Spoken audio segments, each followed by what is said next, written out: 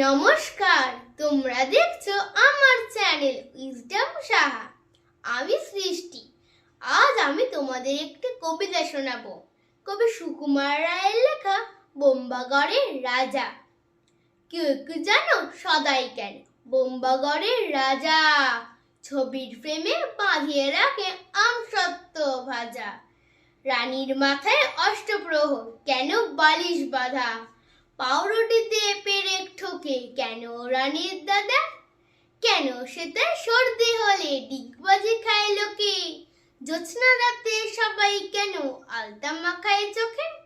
ওস্তাদেরা লেপ মুড়ি দেয় কেন মাথায় ঘাড়ে? টাকের পরে পণ্ডিতেরা ডাকের টিকিট মারে। রাতে কেন ট্যাগ ঘড়িটা ডুবিয়ে রাখে ঘিয়ে? কেন রাজার বিছনা পাতে শিরিষ কাগজ দিয়ে? সভায় কেন চাচায় রাজা হুক্কা হুয়া বলে? মন্ত্রী কেন কলসি বাজায় বসে রাজার কোলে? সিংহাসনে ঝোলায় কেন ভাঙা বোতল শিশি? কুমড়ো নিয়ে ক্রিকেট খেলে কেন রাজার পেশি?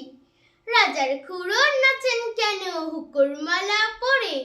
এমন কেন ঘটছে তা কেউ বলতে পারো মোরে? নমস্কার।